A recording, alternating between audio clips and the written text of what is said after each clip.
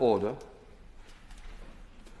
Before we come to the Prime Minister's questions, I want to express on behalf of the whole House our deep sadness at the death of Captain Sir Tom Moore. His dignity and determination in raising money to support the NHS charities caught the nation's mood at the most difficult time. He exemplified the best of our values. I know the whole House will want to join me in sending our condolences to his family and his many friends. I invite members to now join me for a minute's silence to commemorate Sir Tom's life and to pay our respects to those who have lost their lives as a result of the COVID and their families and friends.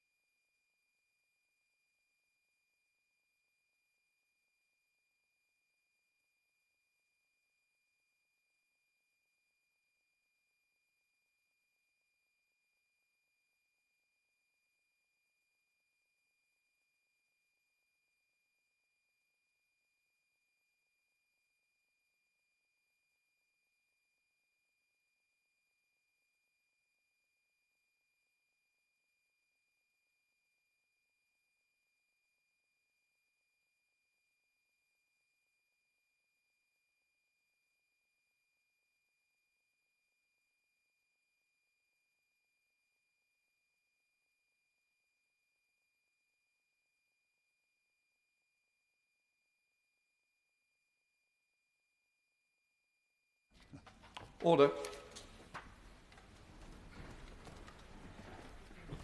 We now come to questions to the Prime Minister. I will first call the Prime Minister to answer the engagements question. I will then call Claire Anna to ask her supplementary. Prime Minister. Mr. Speaker, Captain Sir Tom Moore, or Captain Tom as we all came to know him, dedicated his life to serving his country and others. His was a long life lived well, whether during his time defending our nation as an army officer, and last year bringing the country together through his incredible fundraising drive for the NHS that gave millions a chance to thank the extraordinary men and women of our NHS who've protected us in this pandemic. As Captain Tom repeatedly reminded us, please remember tomorrow will be a good day. He inspired the very best in us all, and his legacy will continue to do so for generations to come. Mr. Speaker, we now all have the opportunity to show our appreciation for him and all that he stood for and believed in.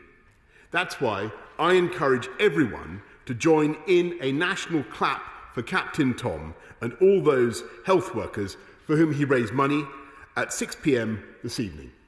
Mr. Speaker, this morning I had meetings with ministerial colleagues and others. In addition to my duties in this House, I shall have further such meetings later today. Let's head over to Northern Ireland with Claire Hanna. Claire Hanna. Thank you, Mr. Speaker, and certainly echo those words about Captain Tom, a decent and inspiring man. The SDLP warned for the last 5 years about the destabilising impact Brexit would have in Northern Ireland, though we take no pleasure in the disruption nor in the injury some feel to their British identity.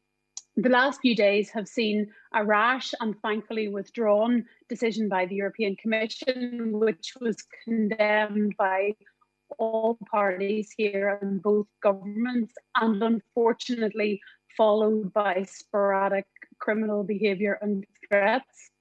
Will the Prime Minister, in affirming the rule of law in Northern Ireland, to consider seriously the impact of their words and work together through the available structures to ensure that the new arrangements work for everybody in Northern Ireland?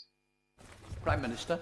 Mr. Speaker, I certainly agree with the Honourable Lady that it was most regrettable that the EU should seem to cast doubt on the Good Friday Agreement, the principles of the peace process, by seeming to call for a border across the island of Ireland. And I can tell her that we will work to ensure that there are no such borders. We will respect the peace process and indeed no barriers down the Irish Sea, and that the principle of unfettered access across all parts of our United Kingdom is upheld. Theresa May.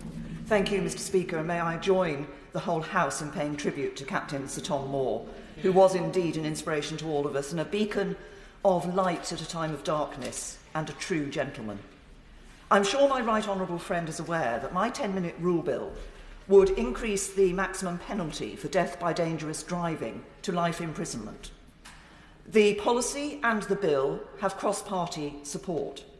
The policy has government support, the bill does not. The government says it will introduce the policy in its sentencing bill, of which we have seen, as yet, no sign. So, will the government now give government time to my bill to ensure this necessary change is put on the statute book as soon as possible?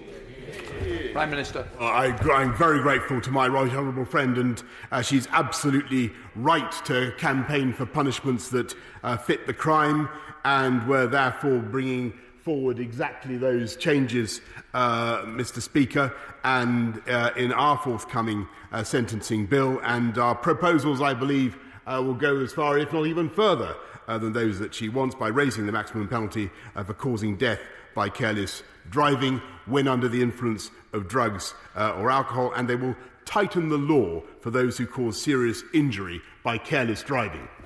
We now come to the Leader of the Opposition, Keir Starmer. Thank you, Mr. Speaker. Can I join you and the Prime Minister in sending my condolences to the family of Captain Sir Tom Moore? He, perhaps more than anyone, embodied the spirit of Britain, and he will be sadly missed. And I welcome the initiative that the Prime Minister spoke of a clap this evening. Mr. Speaker, our thoughts are also with the family of Maureen Colquhoun, the first openly lesbian MP and a great champion of women's rights. Mr. Speaker, let me pay tribute to our NHS and all of those on the front line who are delivering the vaccine. Today we're likely to hit 10 million vaccinations, which is remarkable. The biggest risk to the vaccine programme at the moment is the arrival of new variants, such as the South African variant. On that issue, the government's own scientist, Sage, said 2 weeks ago, and I quote, "Only a complete preemptive closure of borders or the mandatory quarantine of all visitors upon arrival can get close to fully preventing new cases or new variants." So pretty clear. So why did the Prime Minister choose not to do the one thing that Sage said could prevent new variants coming to the United Kingdom? Prime Minister. Well, actually, Mr. Speaker, Sage did not recommend a complete ban, and they say that travel bans should not be relied upon to stop importation of new variants. But we do have, Mr. Speaker, one of the toughest regimes in the world, and anybody coming from South Africa not only has to do a test before they come here, but anybody coming from South Africa now, British citizens returning from South Africa now, will find themselves obliged to go into quarantine for 10 days, and they will have an isolations assurance agency checking up on them, and it is illegal now, Mr. Speaker, to go on holiday in this country. It is illegal to travel from South Africa or all the countries on the current red list. And we will be going forward, Mr. Speaker, with a plan to ensure that people coming into this country from those red list countries immediately have to go into government-mandated quarantine hospitality. Keir Starmer. Mr. Speaker, I'm intrigued by the Prime Minister's answer. I don't think he disputes what Sage's view was, that only a complete closure or comprehensive quarantine of all arrivals will work. He doesn't seem to dispute that. He says it simply wasn't a recommendation. I would ask the Prime Minister to publish the full Sage minutes so that we can see what was said in full, or if there's some other advice, perhaps publish that. Because the situation is this: we know the South African variant is spreading across England and measures are in place to try to deal with that. We also know that other variants are out there in other parts of the world. So is the Prime Minister really saying, just as a matter of common sense, is he saying that quarantining all arrivals would make no difference to fighting new variants of the virus? Or is he saying that quarantining all arrivals at the border would make a difference, but it's too difficult to do it? Prime Minister.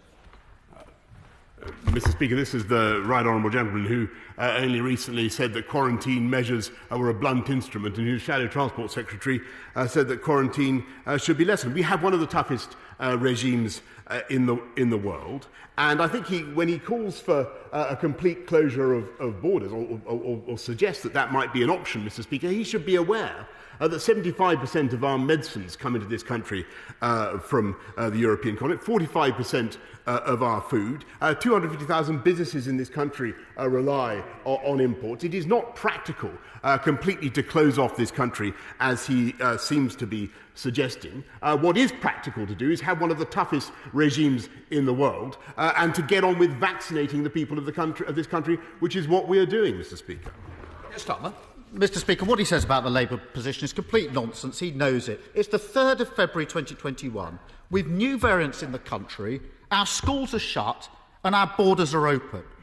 Everybody knows there are exceptions, whatever the quarantine regime. Everybody knows that.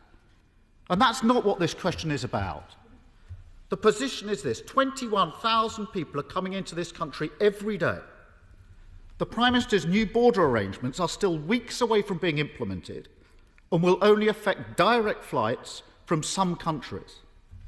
We know from the first wave of the pandemic that only 0.1% of virus cases came from China, where we had restrictions, whereas 62% came indirectly from France and Spain, where there were no restrictions. Why does the Prime Minister think that the variants of the virus will behave differently and only arrive in the UK by direct flights? Minister. Mr. Speaker, he can't have it both ways. He simultaneously says that he wants the borders to be kept open for freight reasons, or to allow businesses to carry on. I think that was what he was saying, whilst calling for tougher quarantine measures, which is exactly what this government imposed as soon as we became aware of the new variant, Mr. Speaker. And I repeat what you have to do. If you want to come into this country from abroad, you have to 72 hours before you fly, you have to get a test, Mr. Speaker.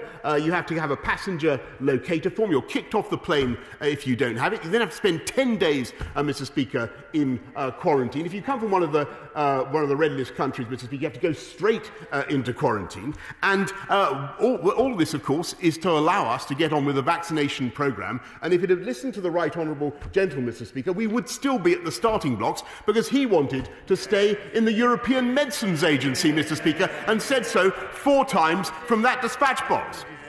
Keir Starmer. Nonsense. Don't let the truth get in the way of a pre-prepared gag.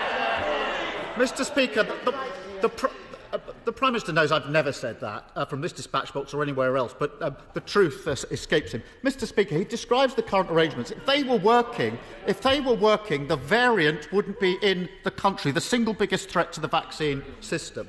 Mr. Speaker, let me turn to another area where the government's been slow to act: the cladding crisis. This is affecting millions of people, and I can't tell the Prime Minister how anxious and angry people feel about this.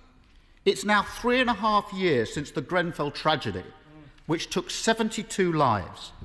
So can the Prime Minister tell the House and the country why, 3.5 years on, are there still hundreds of thousands of people living in homes with unsafe cladding? 3.5 years on, and why are millions of leaseholders in homes that they can't sell and facing extortionate costs?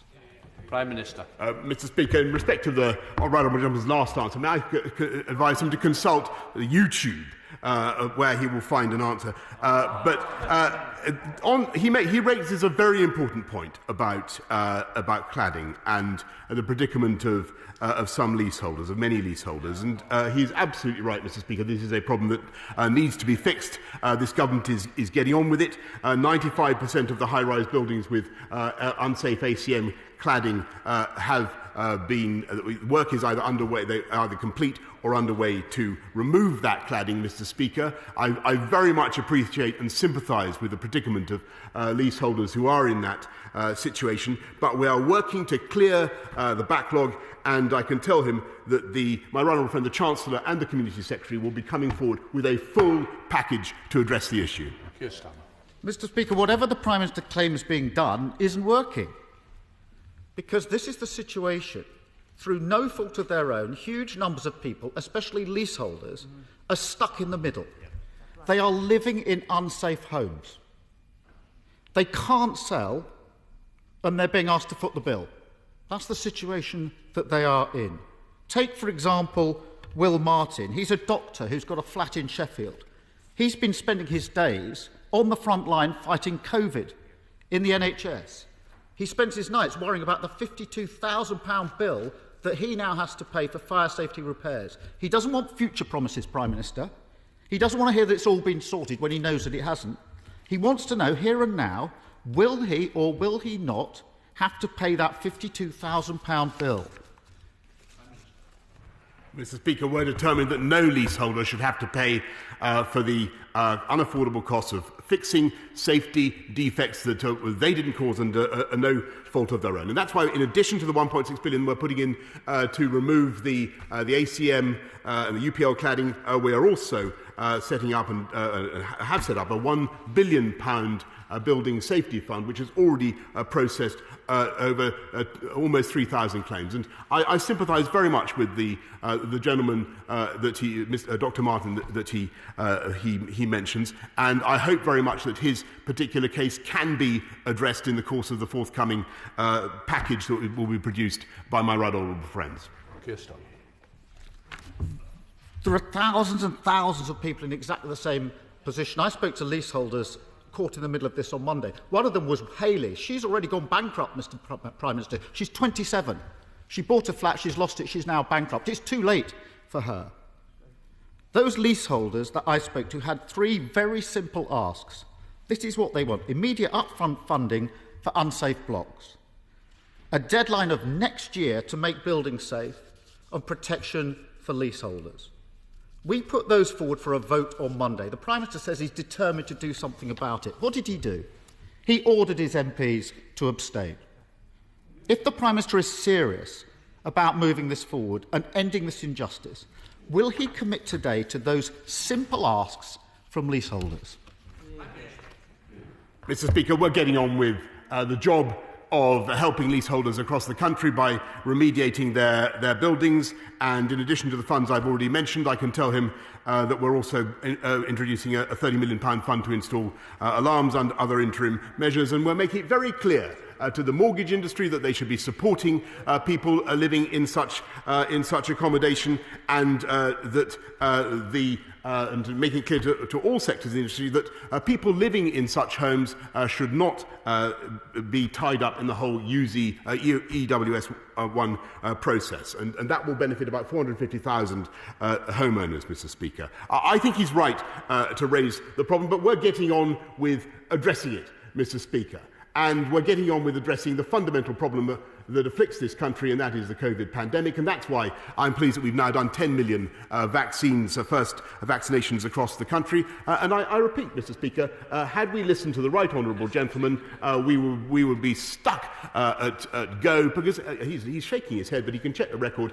Several times he said that this country should remain in the European Medicines Agency. And if he wishes to on a point of order, to correct me, because he said it was wrong just now, I think he should study the record and he'll find that is exactly what he did. We want to get this country safe again. We want schools to come back. Mr. Speaker, he continues to refuse to say that schools aren't safe, Mr. Speaker. And on the contrary, he spends his time looking at Labour focus groups who tell him that he should stop sitting on the fence. And Prime Minister, Mr. Speaker, no, Prime Minister, just in fairness, I think we've got to be somewhere near the question that was asked, and I don't want you to go around the world answering every problem and issue. There's a lot more questions. Who's going to allow you to do that? And the first one's coming, Marco Longi. Thank you, Mr. Speaker. And may I join the Prime Minister with his moving words towards Captain Sir Tom Moore, who was an inspiration to each and every one of us in this country and beyond, may I say. Mr. Speaker, the Priory Boxing Club in Dudley has produced many champions, including Ryan Aston, who became champion 5 times in this country. May I ask the Prime Minister to join me in paying tribute to Paul Goff at the club, who is working with young boys and girls who are often who have been excluded from mainstream education. And may I ask him also to pay tribute to the council leader, Patrick Harley, who has agreed and is supporting a new school in partnership with the club to ensure that these young people are actually going to be getting academic qualifications as well, increased self-belief and new opportunities for the future. Mr. Speaker, I thank my honourable friend for raising this excellent club, and I'm happy to join my honourable friend in paying tribute to the work of Paul Gough and Patrick Harley, everybody at that Priory Boxing Club. And I know from personal experience what a huge difference it can make, not just to young people's fitness, but also to their educational success to attend boxing clubs, Mr. Speaker. Let's head up to the leader of the SNP in Skye and Loch Harbour, Ian Blackford. Thank you, Mr. Speaker. And can I associate myself with your remarks about the remarkable gentleman, Captain Sir Tom Moore? Everything that he's done, he has been an inspiration to each and every one of us. And I would like to send my condolences to his family and friends. Mr. Speaker, last week we told the Prime Minister it was wrong for him to visit Scotland in the middle of a pandemic. We told him it was a non-essential visit. Mr. Speaker, this morning, the Daily Record newspaper revealed that the Prime Minister knew that the Livingston plant that he was visiting had an outbreak of 14 COVID cases just 24 hours earlier. There are serious questions to answer. Did the Prime Minister and his advisers know about the COVID outbreak? When did they know? And when did the Prime Minister make the irresponsible decision to go ahead with what was a PR stunt? Minister. Mr. Speaker, I can think of a few things more important than to see the rollout of the vaccination programme across this country, to encourage the wonderful companies who are doing great work across the whole of Scotland, to see the commitment of those Scottish scientists to helping us all to defeat the pandemic. And it was fantastic to talk to them, Mr. Speaker. And I would just repeat that the government remains, as I said yesterday, very willing to help Scotland with the rollout of vaccines across the whole of the UK. Returning to Ian Blackford. Ian Blackford. And there is the wow factor once again with the Prime Minister. What an absolute shambles that he's gone to a plant where there was a COVID outbreak, and the Prime Minister can't just explain away this absolutely shocking error of judgment. Anyone can see that his campaign trip to Scotland was utterly, utterly reckless. The Daily Record story is very clear. The Prime Minister and his advisers knew there was a serious COVID outbreak at this plant. They knew the visit posed a risk, but they made a deliberate choice. They made the irresponsible choice. The Prime Minister put politics before public health. Prime Minister, why be so reckless? Is it any wonder that people in Scotland have no faith in this Prime Minister? Isn't he the worst possible leader at the worst possible time? Mr. Speaker, I think what the people of Scotland want to see is the whole country pulling together and working to develop the vaccine, as that fantastic plant in Scotland is doing. One of the advantages of the Valneva vaccine is that it may be able to combat all sorts of variants in a very comprehensive way. It's amazing, wonderful to see Scottish scientists working to do that. I had a fantastic time. Nobody, by the way, raised that issue with me before or since, and it is my job, Mr. Speaker, to visit every part of this country. Nothing and no one, Mr. Speaker, is going to stop me, and I am very, very proud of the record of the government in rolling out the vaccine. As I say, the offer, it remains open to the Scottish Nationalist Party, where their National Party, if they insist, though they are also nationalists, Mr. Speaker, we're there to help the rollout of the vaccine, if do more were they to decide that is necessary, Mr. Speaker. Thank you, Mr. Speaker. Closing the attainment gap has always been at the heart of our education policy, and yet we know that the pandemic is having a devastating effect on our children's education. I welcome the Prime Minister's commitment to prioritise the opening of our schools. Would he also agree with me that we must put the catch-up of children's missed education at the centre of our recovery programme? Yes, indeed, Mr. Speaker. That's the single most, I think, of all the challenges now facing the country, it is remedying the damage to children's education. Yes, of course, we've got to clear up the backlog in the NHS. We have problems in the courts, but it is education that is going to be the focus of this government, Mr. Speaker, and repairing the differential learning that's taken place during the crisis. Let's head to Northern Ireland with Stephen Farry. Stephen Farry. Thank you, Mr. Speaker.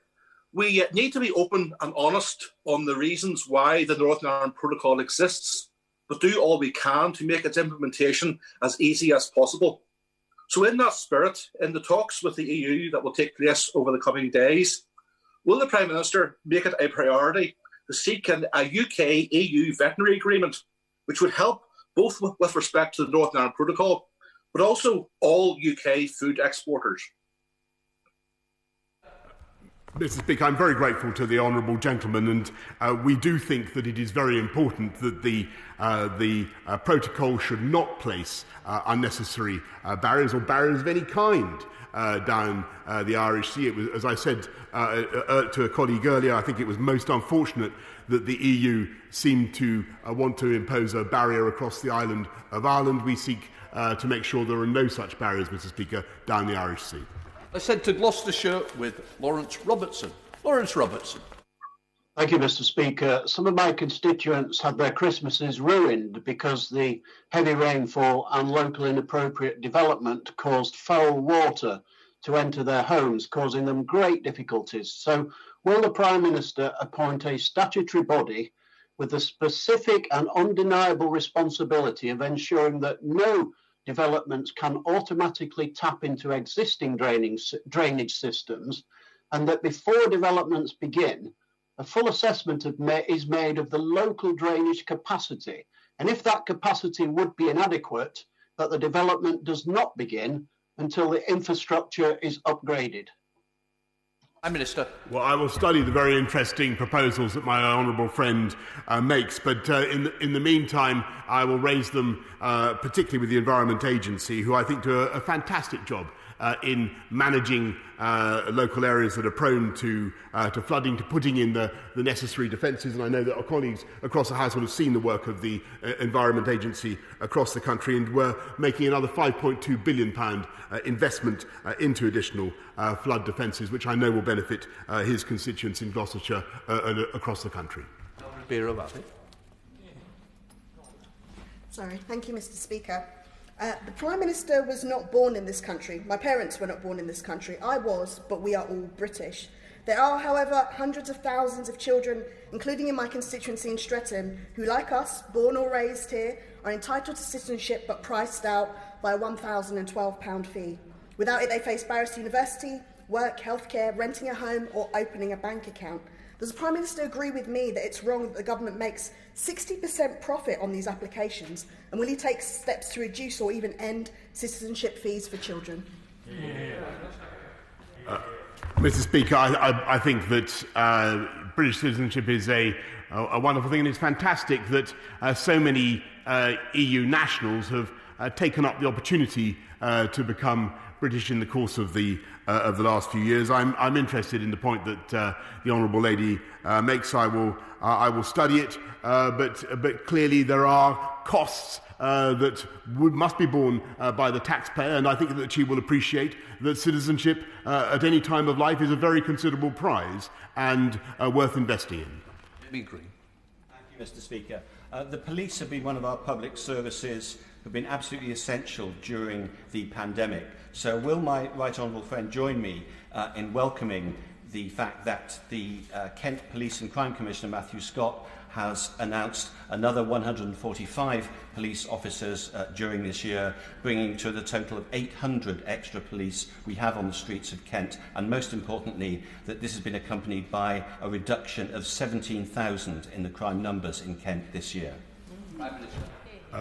Mr. Speaker, I thank my right honourable friend, who's a long-standing and redoubtable campaigner for law and order and for the police, and I also congratulate Crime Commissioner Matthew, Police and Crime Commissioner Matthew Scott, for what he's doing to back the police and to recruit more police in Kent, and that's why we are putting another 20,000 more officers on the streets of this country, and I think we've already recruited about 6,000, Mr. Speaker. Let's head up to the north east with Julie Elliott. Julie Elliott. Thank you, Mr. Speaker. Last week, the government responded to concerns from our care workers by stating, "We're immensely proud of all our care workers do."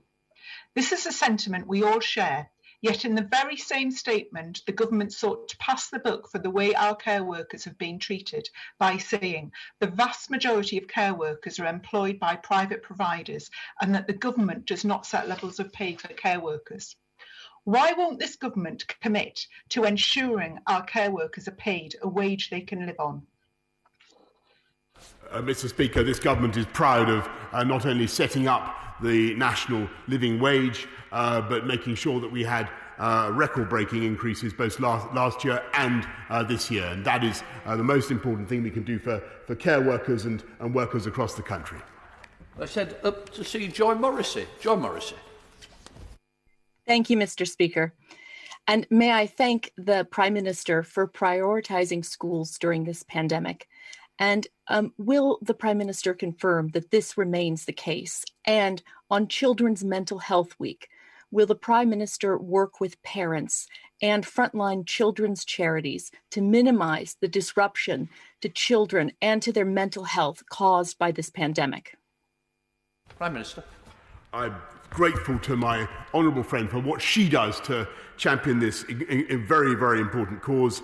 And it is Children's Mental Health Week this week, and partly in recognition of the extent of the problem and the issue across the whole of the country, we've announced a new youth mental health ambassador who's going to be working with the government, Dr. Alex George, will be working with the government to underline the importance of mental health resilience, Mr. Speaker, and making everybody in our country better able to deal with some of the problems that life throws in our way. Into Northern Ireland with Ian Paisley. Ian Paisley. Thank you, Mr. Speaker, and may I too express condolences to the family of Captain Sir Tom Moore, an inspirational and wonderful gentleman. Prime Minister, you say that your commitment to Northern Ireland is unshakable. Well, I speak for all of my constituents today when I tell you that the protocol has betrayed us and has made us feel like foreigners in our own country. Tea and sympathy will not cut the mustard. So what is the Prime Minister actually going to do when the Prime Minister realises that the EU will do nothing to help Northern Ireland? Will the Prime Minister use all of the instruments at his disposal? Will he use, if necessary, his parliamentary majority? Will he legislate, if necessary, to remove the impediments to trade in Northern Ireland?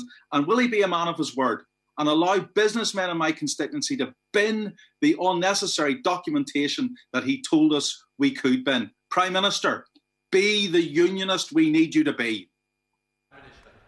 I utterly share the frustration of the honourable gentleman about the way the EU, in particular, the EU Commission, temporarily seem to call for you to use the protocol in such a way as to impose a border contrary to the spirit of the Good Friday Agreement, contrary to the letter of the Good Friday Agreement.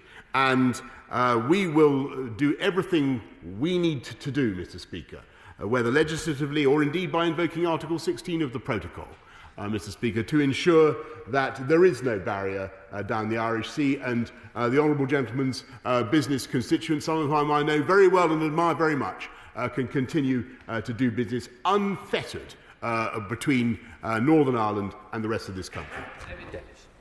Speaker, may I congratulate my right honourable friend on his calm handling of the European Commission's misbehaviour over vaccines in Northern Ireland. Nevertheless, we can learn something from our European friends. Andalusia, a Spanish province of 8 million people, had a COVID death rate of about 190 deaths per million in November, higher than ours at the time. After giving activated vitamin D, calcifidiol, to care home residents and some GP patients, That death rate almost halved, whilst ours was doubling. Can he ask his advisers to look urgently, again, at the very latest Spanish research about this cheap, safe and apparently effective treatment? I'm very grateful to my right honourable friend, and we will continue to monitor all the evidence about the efficacy of vitamin D in the treatment that he mentions. I'm well aware of it, and indeed we've discussed it before personally, Mr. Speaker, and I'll keep him updated on the review that's currently taking place. Let's head up to the northwest with Rosie Cooper. Rosie Cooper. Thank you very much, Mr. Speaker. Scammerdale residents believe that they are an island of forgotten people. It's a 60s new town with very poor public transport and one of the lowest levels of car and vehicle ownership. For many, the only means of getting to doctors, schools, shops or visiting loved ones is through 87 underpasses, many of which flood every time there's rain. Will the Prime Minister ask his officials to work with Lancashire County Council to find and fund a permanent, and I do mean a permanent solution, which doesn't involve providing canoes? Thank you, Mr. Speaker. Prime Minister. I appreciate the desire of the honourable lady to. I am aware of the problem that she refers to in the flooding in the underground in the tunnels. We will certainly work with Lancashire County Council to mitigate the problem, to sort it out. But we are, and just to repeat, we have the funds available, and we'll make sure that it's done, Mr. Speaker. Jenkinson.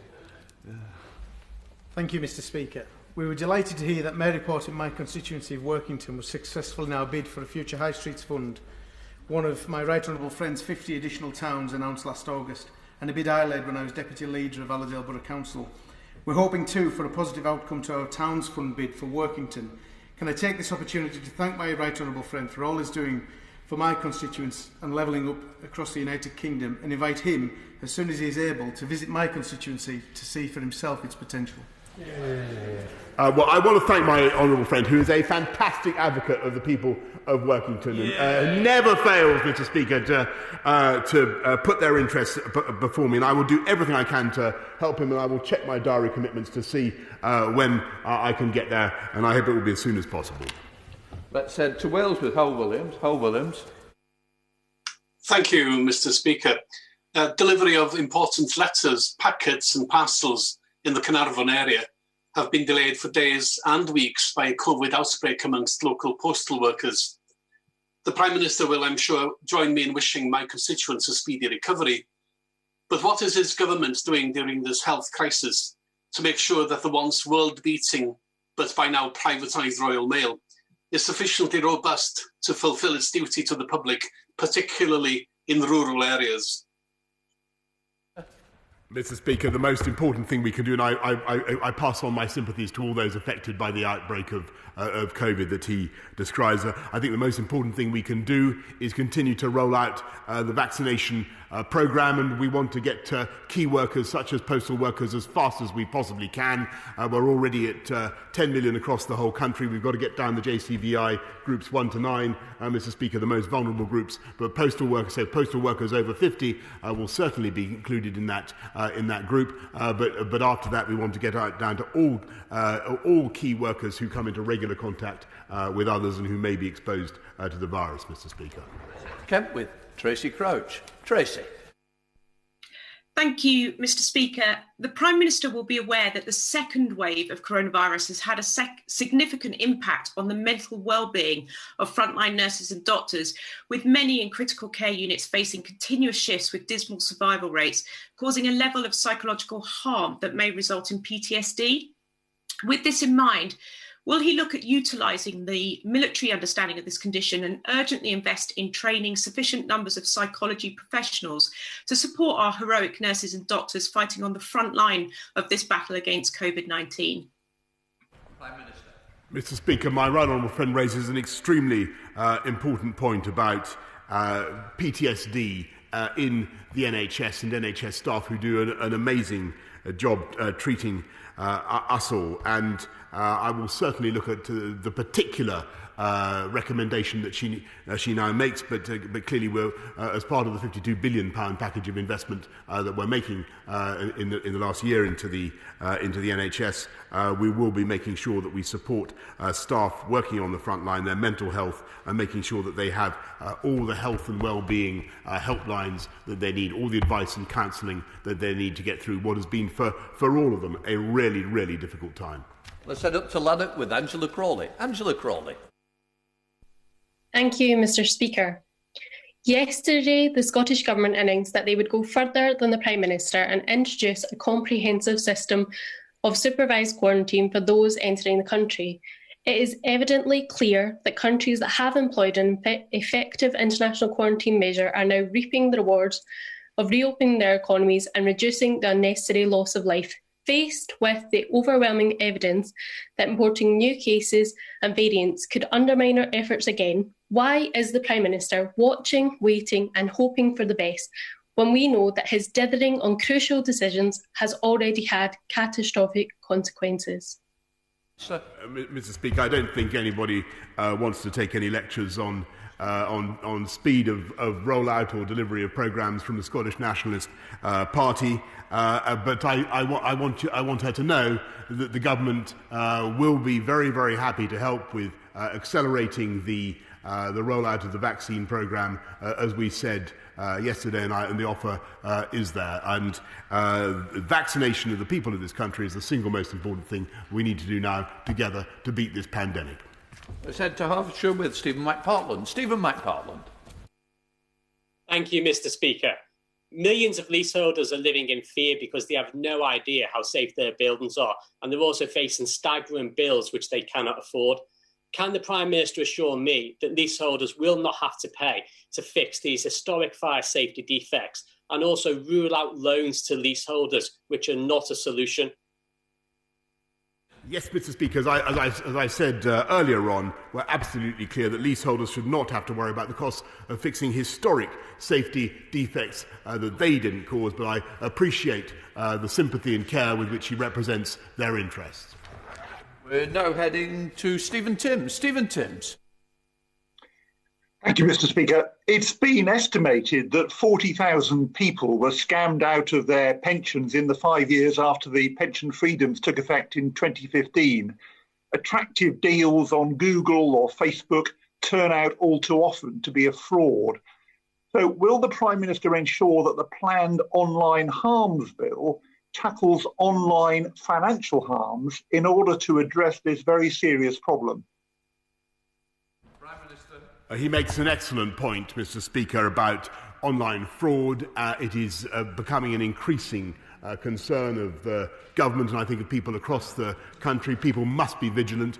We will look at what we can do, as he suggests, with the online harms bill or any other measures to protect people, particularly pensioners, against fraudsters online. And don't forget, the Prime Minister is asking the countries to get together and clap at 6 o'clock. I'm now suspending the House for 3 minutes to enable... No, they can't come back. I'm just going... Point of order, is it related to Prime... Mr. Speaker, if it assists the House, perhaps I could help to correct the record. On the 31st of January 2017, the Right Honourable Gentleman opposite told the House, as recorded in Hansard, why would we want to be outside the European Medicines Agency, which ensures that all medicines in the EU market are safe and effective? Order. We're not continuing the debate. That correction will be on the record, but I'm not reopening a debate. I'm suspending the